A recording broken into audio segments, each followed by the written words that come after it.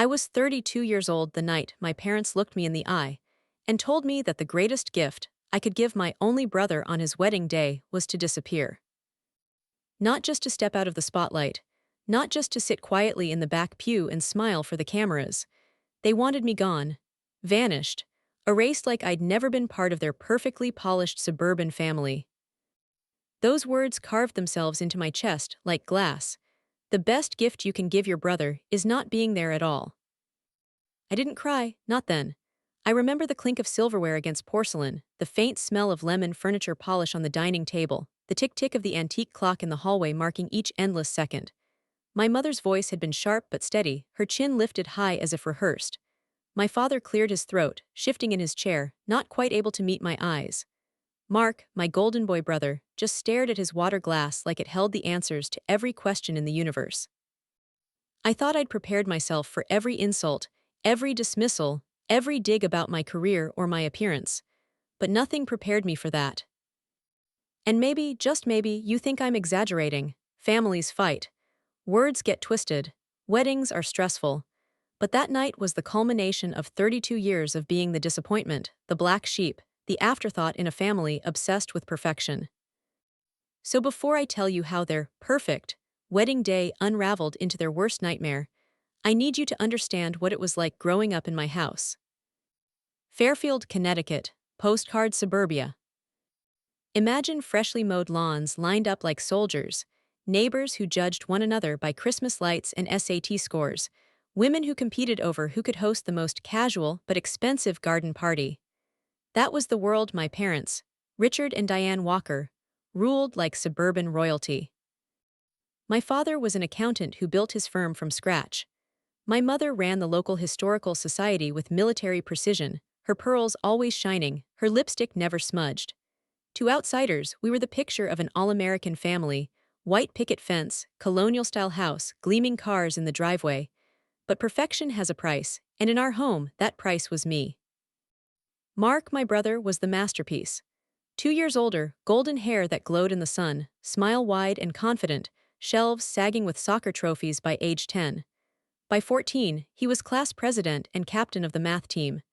By 18, he had his pick of Ivy League schools and a perfect SAT score my mother bragged about to strangers in grocery store lines. And then there was me, Debbie, too loud, too restless, too messy. Undiagnosed ADHD meant I couldn't sit still, couldn't focus, couldn't be the polished daughter they wanted. I hyper-focused on sketching and drawing instead of homework, my notebooks filled with doodles that mysteriously disappeared whenever my mother tidied up. "Doodling won't get you into college," she'd say, her voice sharp as broken glass while tossing my sketchpads into donation boxes. I grew up on a soundtrack of "Why can't you apply yourself like Mark?" and "She's just difficult." I once overheard my aunt whispering, "What's wrong with Debbie?" My mother didn't bother lowering her voice. "Some kids just don't want to succeed." The truth, I wanted nothing more than to succeed in their eyes, but the bar kept shifting. A B+ in English, overshadowed by Mark's science fair win, making the junior varsity volleyball team, compared to Mark's varsity placement as a freshman. My 16th birthday, a rushed dinner at a chain restaurant, drowned out by Mark's acceptance letter to Princeton and the car he received as a reward. That night I cried until my throat burned. But somewhere between the sobs, I realized something: I'd never be Mark, and maybe I didn't want to be. My rebellion wasn't loud, it was quiet. I poured myself into art, into colors, into lines, into shapes that finally made sense when nothing else did. My high school art teacher, Mrs. Landon, was the first adult who looked at me and said, "You have a gift. Not everyone will understand it, but that doesn't make it less valuable." She stayed after school to help me build a portfolio. She introduced me to summer programs. She believed in me. And for the first time, I started to believe in myself. When I got into the Rhode Island School of Design on a partial scholarship, I thought maybe, just maybe, my parents would finally be proud. Instead, my father's face turned green like I'd confessed to joining a circus. My mother waved it off as a phase and promised him I'd transfer to a real program eventually. I didn't. I graduated with honors, built a career as a commercial artist, and by 32 I was freelancing for national brands. My clients respected me. My friends supported me. I even had a diagnosis that explained the struggles of my childhood. I carved out a life in New Haven, in a mismatched apartment filled with plants and paint-splattered canvases, what my mother called eclectic in the most disapproving tone. But to my parents, I was still drawing pictures for a living.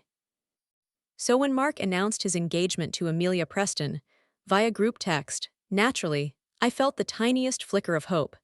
Maybe this time would be different. Maybe, as maid of honor to my only brother, I'd finally be given a seat at the table, a role in their carefully curated family portrait. Instead, that wedding became the stage for my final humiliation. The first dinner with Amelia was like walking into a board meeting where everyone else had already signed the contract. She air-kissed me, looked me up and down with thinly veiled judgment, and said, "Mark mentioned you're some kind of artist. That must be so freeing." I clarified, "I just finished a campaign for Nordstrom." Her smile didn't reach her eyes. How lovely. Then she turned back to my mother to discuss wedding cake flavors. That's when I noticed it. My absence was easier for everyone. Weekly family dinners turned into wedding planning sessions where I was treated like furniture. When I asked if I'd be a bridesmaid, my mother gave me that tight, polite smile. "Amelia has 4 sisters and her college roommates. The bridal party is quite full." I nodded, pretending not to care, even as my stomach hollowed out. And then came the night my parents sat me down with Amelia watching, and told me I was the blemish on their perfect canvas. That my rebellious, purple streaks and eccentric clothes didn't fit the Preston aesthetic. That CEOs, senators, even distant cousins of European royalty would be there. That they couldn't risk me embarrassing them. My father's voice cracked only once. "The greatest gift you can give your brother is vanishing from this family forever." And Mark, the brother who once built pillow forts with me in the living room, he didn't defend me, he didn't even look at me. He just stared at his water glass, silent as a ghost. I stood, gathering my purse, my jacket, my dignity. "Thank you," I said quietly, "for making your feelings abundantly clear." And I left. I didn't slam the door. I closed it gently behind me, walked to my car, and drove away from 32 years of disappointment. But what none of us knew, what none of us could have imagined, was that their perfect wedding day was already unraveling. And soon, they would wish more than anything that I had been there. The thing about favoritism is that it doesn't show up all at once. It creeps in like water through cracks in the ceiling, small leaks you try to ignore until the entire roof caves in. When I look back, I can see it everywhere. In the way my father's hand lingered proudly on Mark's shoulder at family gatherings, while mine remained conspicuously untouched. In the way my mother displayed Mark's trophies in a polished glass case in the living room, while my artwork was relegated to a drawer, or lost during spring cleaning. Even in the way relatives spoke to me, always asking about Mark first, their voices bright, their smiles wide. "How, Princeton? How's soccer? How's the internship?" Then, as an afterthought, turning to me with vague questions about keeping busy. I became the shadow sibling, orbiting around Mark's golden glow. One Thanksgiving stands out like a scar. I was 12, Mark 14. He had just been elected class president again, and my parents were bursting with pride. The house was warm with the smell of roasted turkey and cinnamon pies, candles flickering on the polished mahogany table. Relatives crowded the dining room, wine glasses raised, all eyes on Mark. My aunt, her lipstick smudged from too much Chardonnay, leaned close to my mother and asked, "What's wrong with Debbie? She never sits still." My mother didn't lower her voice. She didn't shield me. She simply said, "She's just difficult. Some kids don't want to succeed." I froze, fork halfway to my mouth. The chatter continued around me, but the words seared into my ears. Difficult, didn't want to succeed. Mark must have heard, too. He glanced at me across the table, then looked away quickly, embarrassed for me but unwilling to intervene. I excused myself and hid in the upstairs bathroom until dessert. When I returned, no one had noticed I'd been gone. By high school, my difference wasn't just obvious, it was a problem to be fixed. Mark had a schedule filled with debate team, varsity soccer, and advanced math tutoring. My schedule was filled with interventions. Math tutors who sighed loudly, study groups that quickly excluded me, counselors who labeled me unmotivated. When I spent hours sketching in my room, my mother would sweep in unannounced, her heels clicking like gunshots on the hardwood floor. Art is a hobby, Debbie. You'll never make a living drawing doodles. You need to focus on something practical. One afternoon, I came home to find my sketchbooks gone. The donation bin in the garage overflowed with my pens, markers, and half-finished canvases. My heart sank. Mom, where's my stuff? Someone else will get more use out of it, she said briskly, folding linens as if she hadn't just gutted my soul. I stormed upstairs, tears stinging my eyes, but even then a part of me knew it wasn't about practicality. It was about image. Mark fit the image, I ruined it. The imbalance only grew more blatant as we aged. When Mark got a car at 17, brand new and shiny, I got a gift card for my 16th birthday. When Mark landed his internship with a senator, my summer job at an art supply store was dismissed as cute. When I came home with a B+ in English, a triumph for me, my father barely glanced up from Mark's latest scholarship letter. You're capable of more if you'd only apply yourself, he muttered, while Mark's achievements filled the air like fireworks. Even Mark began parroting their lines.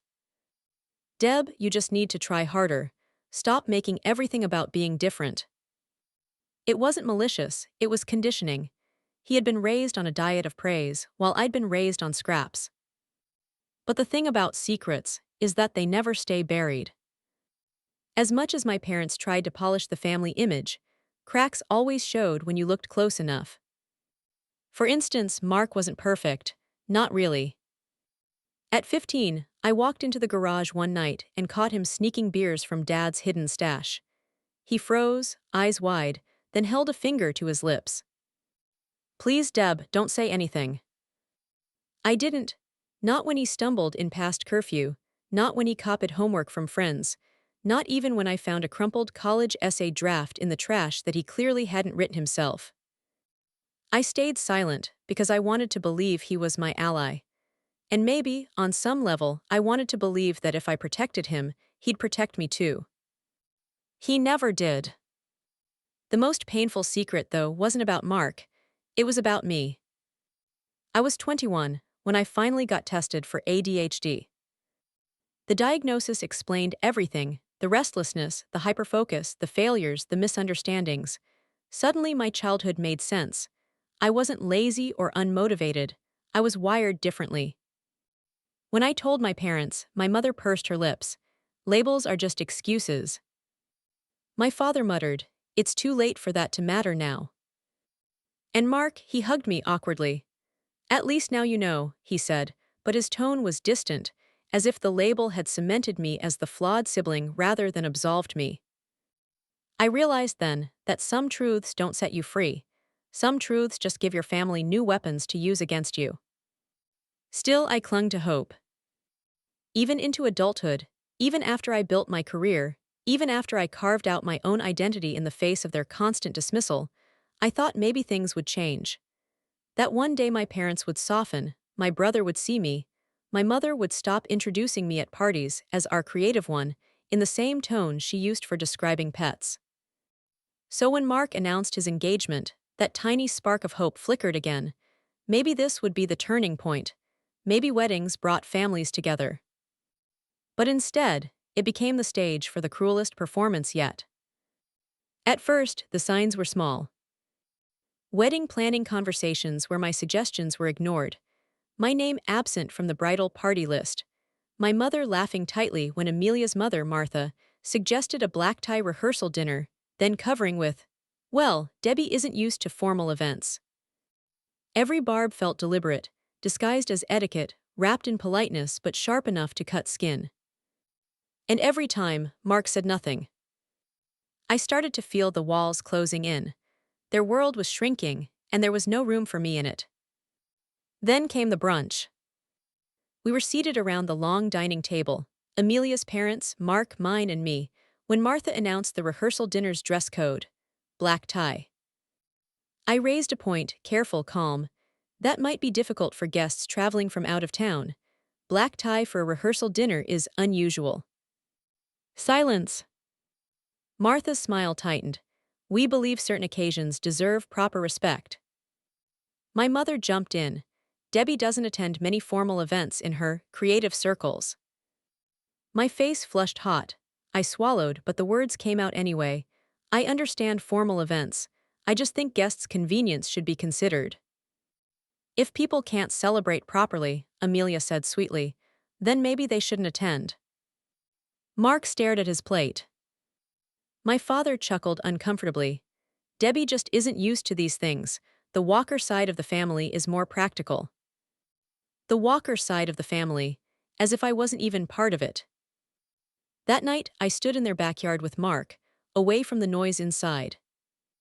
Are you happy, I asked quietly, with all of this? He shrugged. It's important to Amelia. Her family is covering most of the costs. But is it what you want? He didn't answer. Not really. Just muttered something about people changing.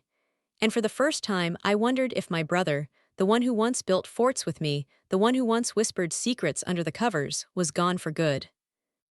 By the time my parents delivered the final blow, the words that shattered everything, I shouldn't have been surprised.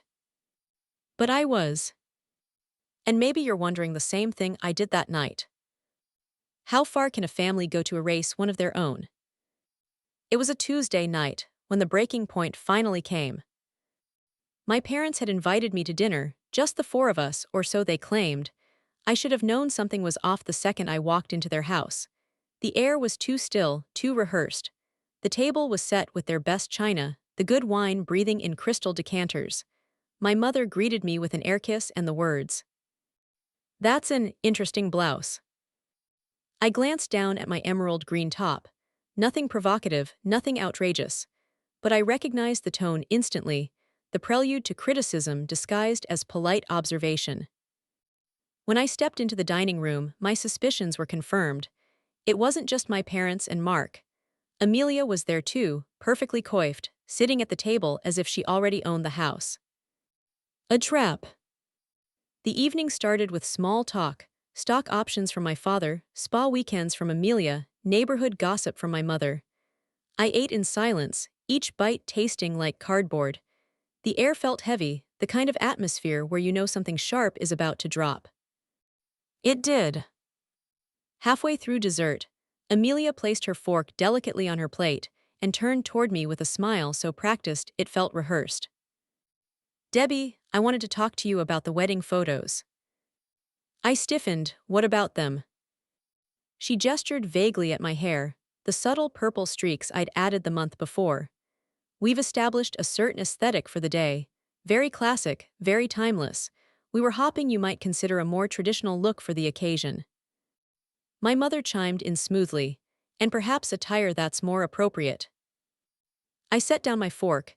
You want me to change my hair and my clothes? For the photos, Amelia clarified, her voice sweet. These pictures will be in our family for generations. I stared at her, at them, at the perfect little tableau they'd built around themselves. I'm not a prop in your wedding photos, I'm a person. My father leaned forward, his voice sharp. This attitude, this rebellion, it's inappropriate for a sophisticated event. Rebellion, I was 32 years old, paying my own bills, running my own business, and they still saw me as a teenager slamming doors. I'm not rebelling, I said evenly. This is who I am. Silence fell like a hammer. Amelia's lips twitched upward, a shadow of triumph. My mother's eyes darted to my father, who cleared his throat. And then the words came. Debbie, my mother began carefully, we've been thinking, maybe the greatest gift you can give your brother on his wedding day is vanishing from this family forever. For a moment I thought I'd misheard. My ears rang, my chest felt tight. What did you just say? My father stepped in, as if to soften the blow. What your mother means is, it might be better if you're not there, for everyone's sake. I looked at each of them in turn. My mother, chin lifted in defiance. My father, face stern but eyes avoiding mine. Amelia, lips curled ever so slightly. And Mark, my brother, my ally once upon a time, staring at his water glass again as if it held absolution. Something broke inside me, but not the way they expected. Not with screaming, not with begging, not with tears. I stood, napkin falling from my lap onto the floor. My voice was calm, steady, almost eerily so. I see. My mother shifted uncomfortably. Debbie, don't be dramatic. I raised a hand. No, you've said enough, you've made your choice, now I'll make mine. I walked to the entryway, collected my purse and jacket, and turned back one last time. I've spent my entire life trying to earn a place in this family. I'm done trying. Mark, I paused, searching his face for some flicker of recognition, some last sign of the brother I once knew. I hope your wedding is everything you want it to be. He opened his mouth finally, but all that came out was a weak, Debbie, wait. No need, I said, my hand on the door, I know the way out. And I left. Driving home, the world blurred into streaks of headlights and neon. My hands gripped the steering wheel so tightly they ached, but I refused to cry. Not yet, not for them. When I finally stepped into my apartment, the sobs came, quiet, almost gentle. Not the desperate kind they might have expected. These were cleansing tears, washing away years of trying to fit into a mold that was never mine. My phone buzzed endlessly that night. Missed calls, messages, relatives already whispering. I ignored them all, dropped the phone in a drawer, and turned to the one thing that had always saved me: art. By sunrise, my dining table was covered in sketches and color palettes, my hands stained with ink and paint. For the first time in weeks, my heart felt steady. Days passed. The phone kept buzzing, cousins urging forgiveness, aunts scolding me for breaking my mother's heart, uncles telling me to think of family duty. Only one voice cut through the noise: my grandmother. Her voice crackled through the line, soft but firm. Debbie, I've heard what happened. I braced for another lecture. Instead, she said, I'm sorry, I should have stood up for you more. Your grandfather always admired your courage to follow your art openly. He painted too, you know, in secret, because his parents wouldn't allow it. You're stronger than he ever was. Tears pricked my eyes. Thank you, Grandma. Her voice softened. Whatever you decide, know this: you're a walker too, and walkers survive. It was the first time in years I felt like I belonged anywhere. But survival comes at a price, and as the wedding loomed closer, I started to wonder. Would staying away really set me free? Or was their perfect day destined to collapse without me there? Because here's the thing about families like mine: appearances are everything, and appearances are fragile. The morning of Mark's wedding was unreasonably bright, the kind of clear blue sky that feels like mockery when your insides are storming. I had planned the day carefully: breakfast with a potential client, sketching at my favorite harborside cafe, anything to avoid thinking about the satin gowns, the champagne toasts, the photographers snapping picture-perfect smiles at the Preston estate. I was pouring my second cup of coffee when my phone buzzed. Cousin Sophie. I nearly sent it to voicemail, but something in my gut told me to answer. Debbie, thank God, her voice was frantic. You haven't heard yet, have you? Heard what? The caterer never showed up. I blinked. What? There's no food for 300 guests. Aunt Diane is losing her mind, Amelia's crying, and Mark looks like he's about to pass out. I leaned against the counter, heart pounding. A slow, incredulous laugh escaped me. That's not my problem, Sophie. I know, her words tumbled over themselves. It's awful what they did to you, but I thought maybe you'd know someone. You're connected, you always find solutions. I closed my eyes. The image of my parents, faces the night they uninvited me, flashed behind my eyelids. Vanishing would be the greatest gift. Please, Deb, just think of Mark. The line went quiet. I told myself I wouldn't get involved. I texted Sophie 2 catering contacts. That was it, my good deed for the day. Then I shut my phone in a drawer and forced myself out the door. But the universe wasn't done with me. At brunch with Jackson, my new client and potential exhibition partner, my phone buzzed again. Relentless, Sophie, Grandma, even shockingly Mom. The messages lit up the screen one after another. Flowers delivered to the wrong address. Photographer canceled last minute. The quartet is stuck on the highway. And finally, Debbie, please call me, it's important. I tried to ignore it. Really, I did, but the buzzing was like a heartbeat under my skin. Jackson noticed. Family emergency. Something like that, I muttered. When I finally stepped outside, the messages were still coming. The words blurred together: chaos, disaster, meltdown. And then Mark called. Debbie, his voice cracked, thin and desperate. I know I don't deserve to ask you for anything, but everything's gone wrong. Amelia's beside herself, mom's in pieces, dad's threatening to call off the whole thing. His breath hitched. I need your help. The silence stretched. You're asking me to save the wedding I was told not to attend, I said flatly. I know it's not fair, I should have defended you. I didn't. But please don't do this for them, do it for me. I almost hung up, but then my grandmother's call came through. Debbie, she said before I could speak, her voice steady. I'm at the estate, it's chaos. No flowers, no food, no music, only panic. They uninvited me, Grandma. My throat tightened. They said the family would be better without me. I know, and they were wrong. But listen to me, this is your choice now. You can let it collapse, or you can show them who you really are, not for their approval, but for your own integrity. Her words hit deeper than Mark's pleas. Because the truth was, I had a choice. I could watch their perfect facade burn, or I could rise above it. Tell them, I said slowly, I'll be there in 20 minutes, but this doesn't mean forgiveness.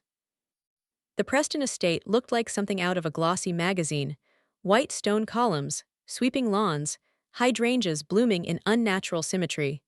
But the scene I walked into was pure chaos. Staff rushed in every direction, voices raised.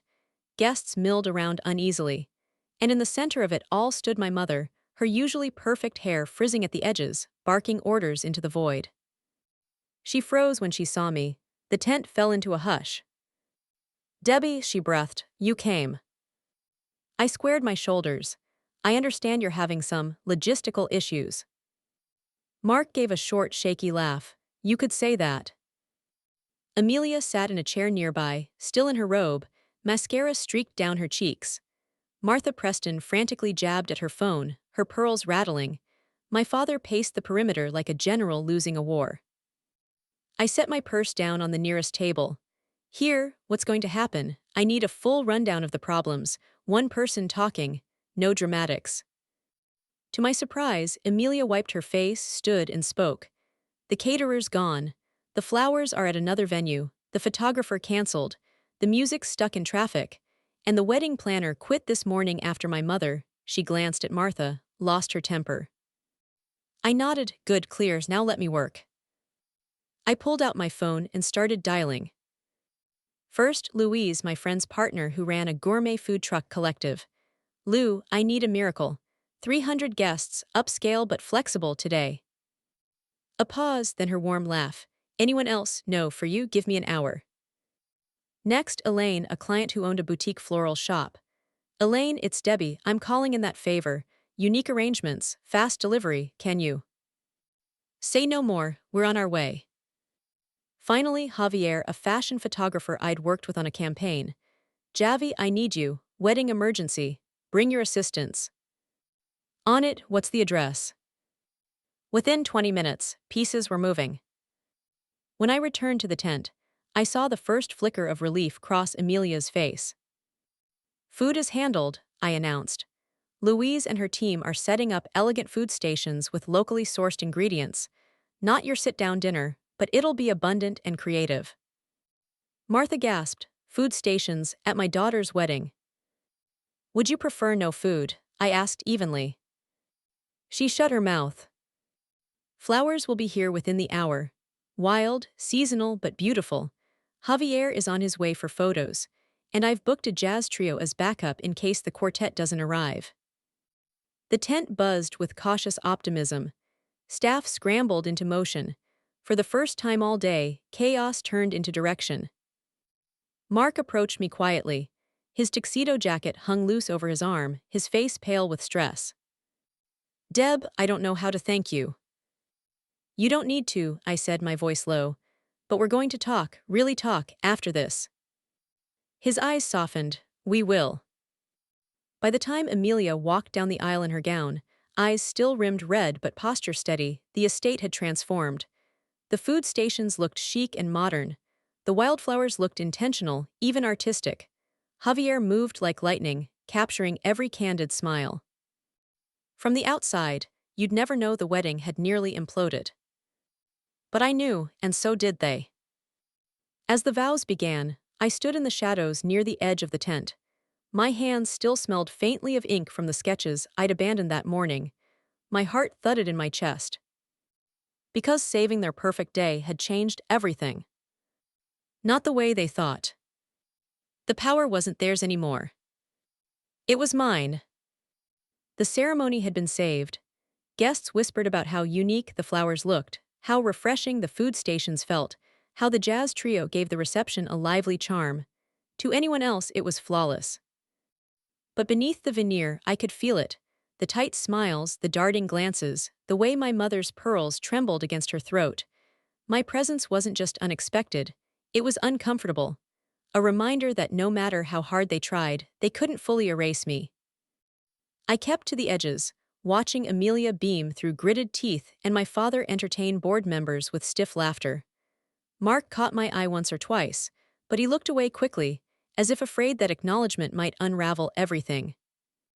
I told myself I'd leave after the first dance, slip away before anyone could say thank you, or worse, nothing at all.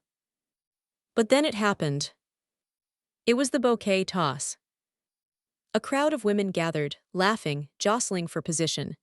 Amelia lifted her arm, her diamond flashing under the chandelier, and let the bouquet fly. I wasn't even in the circle. I was off to the side, chatting quietly with Sophie, but the bouquet, almost as if guided, arced in my direction. I didn't move, but someone else did. One of Amelia's sisters lunged for it, heels slipping on the polished floor. She collided into me hard, sending me backward. The world tilted. My head slammed against the edge of a table. Pain burst across my skull like fireworks. And then darkness.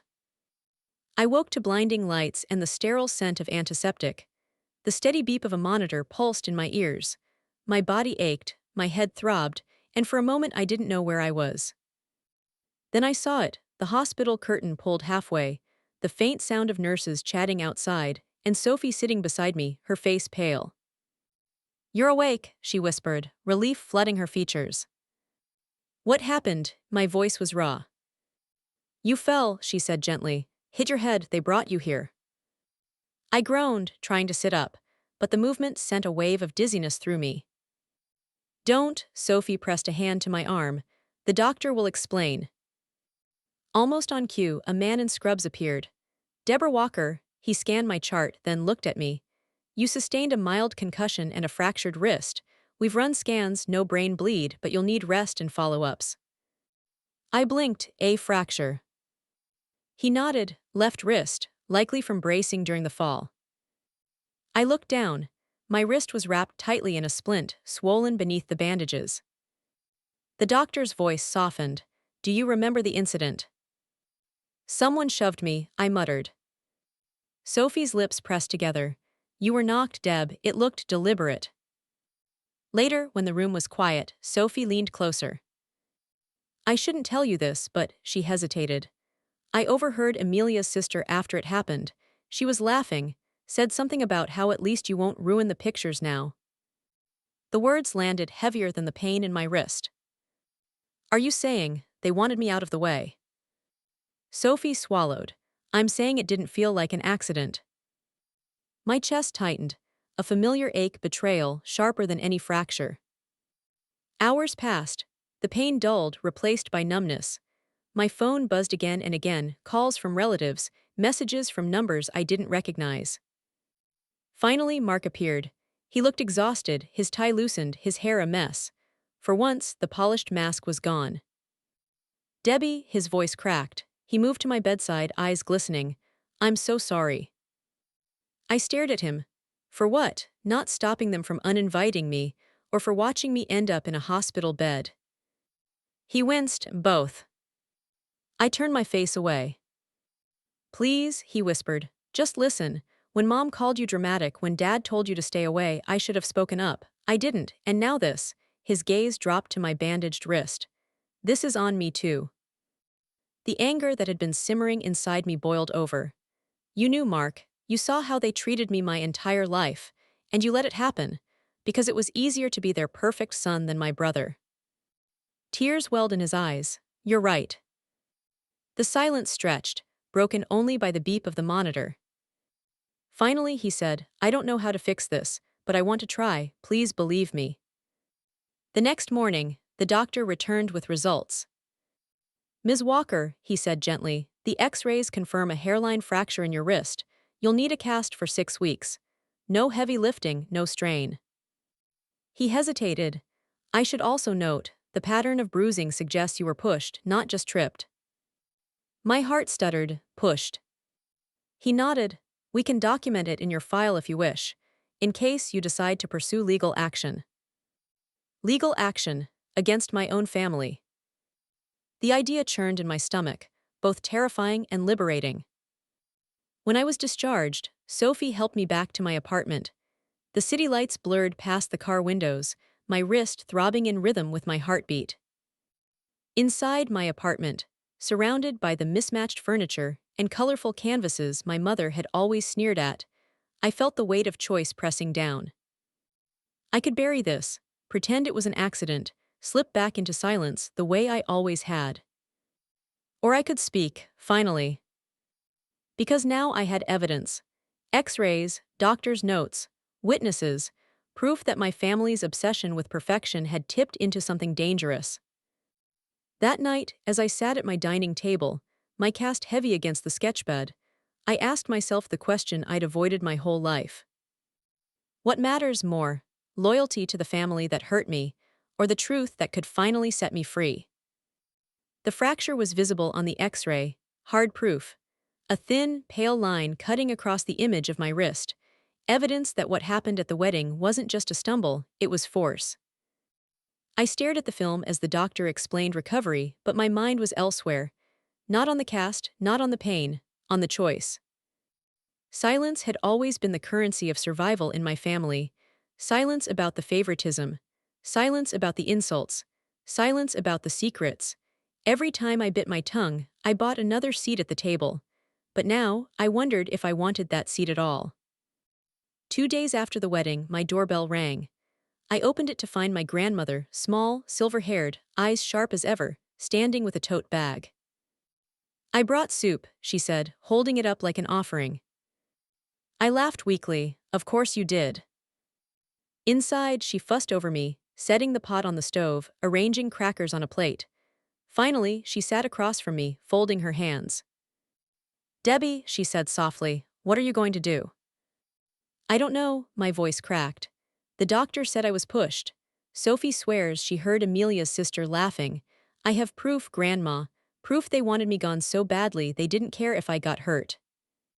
She studied me, her gaze unwavering. And what does your heart say? I swallowed hard. My heart says they don't deserve my silence anymore. Her lips curved in the faintest smile. Then maybe it's time. That evening, Mark showed up. His eyes were bloodshot, his shirt wrinkled, his posture defeated. Can I come in? I hesitated, then stepped aside. He looked around my apartment like it was foreign territory, pausing at the half-finished canvas propped against the wall. I've never been here before, he admitted quietly.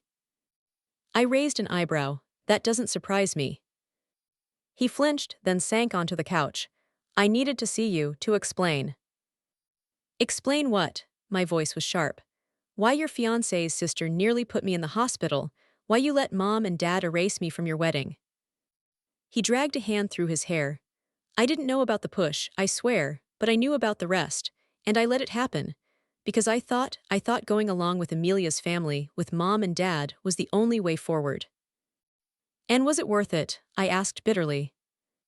His eyes filled with tears. No, it cost me my sister.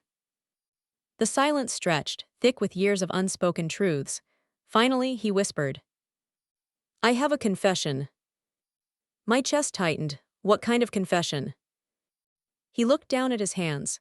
I don't love the life I built. The career, the connections, the image, it's all for them. For mom, for dad, for the Prestons. Not for me. I've been having panic attacks for years. Amelia knows, she actually doesn't want this either. But we got trapped in expectations. And when you pushed back, you became the scapegoat. It was easier to let you carry the burden than admit we were miserable too. His words sliced deeper than any shove. So I was the sacrificial lamb, I said quietly. He nodded, tears spilling now. I'm sorry, God Deb, I'm so sorry. I wanted to scream, to rage, to throw his apology back in his face, but instead I felt an odd calm settle over me. Because the truth was finally out. It wasn't just about me being difficult, it was about all of them being cowards. The next day I was summoned, yes, summoned to my parents' house. When I arrived, they were waiting in the living room like judges on a tribunal. My mother's hands folded neatly in her lap, my father's jaw clenched tight. We need to talk, my father began. I crossed my arms. About the fact your daughter ended up in the hospital at your son's wedding. My mother flinched. Debbie, please, it was an accident. I held up the X-ray, crisp and undeniable. The doctor disagrees. Silence. My father's voice dropped. What are you going to do with that? The question wasn't concern. It was fear. Fear of appearances. Fear of the Preston family, of neighbors, of reputations. I took a deep breath. That depends on you. The dilemma burned inside me. Expose them and watch their perfect image crumble. Or stay silent and live with the knowledge that they'd never change. I looked at my parents, at their carefully constructed lives. Then I looked at my grandmother, seated quietly in the corner, her eyes full of steel. You told me once, I said to her, that walkers are survivors. She nodded. Well, I continued, turning back to my parents, I'm done surviving. I'm ready to start living, and that means telling the truth. My mother's composure cracked. Tears welled, mascara smudging. Debbie, please, don't destroy us. Destroy you, my laugh was hollow. You destroyed me years ago. This, I lifted the X-ray, is just proof. Mark stepped into the room then, his voice shaking. She's right. Everyone turned. She's right, he repeated. We've all been pretending. We've all let her take the blame for being different when the truth is we're all broken. I should have defended her, I should have defended myself. But I didn't. And I won't stay silent anymore. The room went still. My father's lips parted, his face pale. My mother wept quietly. And for the first time in my life, the golden boy stood beside me instead of above me. I left that night with no clear resolution, but with something I hadn't felt in years. Hope. Hope that truth could reshape the story.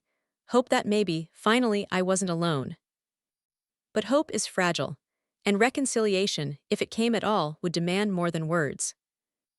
It would demand accountability. The weeks after the wedding felt like living in the aftermath of a storm. The wreckage wasn't visible, no fallen trees or shattered windows, but it was there, scattered in every strained phone call, every tense silence, every unspoken question. I wore the cast on my wrist like a badge of both injury and survival. Strangers asked what happened, and I always gave a vague answer. A wedding accident. The truth was more complicated, but in some ways the lie was easier. Still the choice loomed, silence or truth, loyalty or freedom. 1 week later, Mark came to my apartment again. He looked different this time, less polished, less desperate, more determined. I talked to Amelia, he said as soon as I let him in. My stomach clenched, and she knows what her sister did, he admitted. And she's furious, at her parents, at me too. I raised an eyebrow. Good. She's willing to support whatever you decide. Legal action, public statement, family meeting, anything. She says it's time to stop pretending. His voice wavered, and I agree. That weekend, we sat in Dr. Reeves' office for our first family therapy session. It was surreal. My parents perched stiffly on the couch, Mark and I side by side, my grandmother in the corner like a silent witness. Dr. Reeves was calm, measured, with kind eyes that didn't flinch at the tension in the room. Let's start, he said gently, by acknowledging why we're here. No one spoke. Finally, I lifted my casted wrist. We're here because my family decided I was the flaw in their perfect picture, and when I wouldn't erase myself, someone else tried to do it for them. My mother winced, my father's jaw tightened. Mark cleared his throat. She's right. Dr. Reeves nodded. And what do you hope to gain from being here, Debbie? I swallowed. Respect, boundaries, the chance to be seen as more than a problem. The sessions were brutal. My father struggled with the idea that his pursuit of perfection was abusive. My mother cried often, torn between defensiveness and guilt. Mark admitted his complicity, his silence, his own struggles with anxiety. And me, I admitted how much I had internalized their rejection, how many years I'd wasted trying to earn crumbs of approval. Sometimes I left sessions shaking, tears streaming down my face. Sometimes I felt lighter than I had in years. Healing wasn't linear, but for the first time, it felt possible. 3 months later, my cast came off. The doctor showed me the final X-ray, bone knitted together, stronger where it had once been fractured. You'll always see a faint line there, he said. A scar in a way, but it's healed. I stared at the image, a scar, not a weakness, proof of survival. That night I painted. I layered colors and textures until the canvas hummed with energy. When I stepped back, I saw it clearly. A fracture running through the center, filled not with emptiness but with light. I titled it Reclamation. The night of my gallery exhibition, the room buzzed with voices. Critics, clients, friends, all mingling beneath the glow of my work. Jackson hovered nearby, proud, introducing me to collectors. And then I saw them. My parents, Mark, Amelia, even some extended family. They looked out of place among the artists and entrepreneurs, but they were there. My mother paused in front of Reclamation. She studied it carefully, then turned to me. This is extraordinary. I braced for a qualifier, a comparison, a dismissal. None came. For years, she continued quietly, I didn't see you, not really, I'm sorry. It wasn't perfect, it wasn't enough to erase the past, but it was something. My father stepped forward next. His voice was rough. You were right, we didn't try to understand. We only wanted you to fit the mold we'd made, but you broke it, and maybe that's what we needed. I didn't forgive them on the spot. Forgiveness isn't instant, but I nodded. Thank you for saying that. Because sometimes acknowledgement is the first step. Mark joined me later, holding a glass of wine, eyes glinting in the gallery lights. You know, he said softly, you saved my wedding. But more than that, you saved me from myself, from pretending. I searched his face. Are you happy, Mark? He smiled faintly. For the first time, I think I might be. Months passed. Therapy continued. Trust rebuilt slowly, haltingly. My relationship with my parents wasn't magically fixed, but it was evolving. They learned to ask about my projects without sarcasm, to listen without interrupting, to accept that I wasn't their disappointment, I was their daughter. The scar on my wrist faded, but I never covered it with bracelets or sleeves.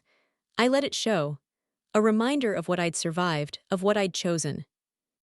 Because in the end, my family had been right about one thing.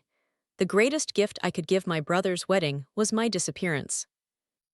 Not disappearing from life, but disappearing from the role they'd written for me, the scapegoat, the black sheep, the failure. I vanished from that script and wrote my own. Standing at the gallery window after the opening, city lights shimmering below, I thought about all of it, the push, the fracture, the tears, the truth. And I realized something. The family we're born into doesn't always see us.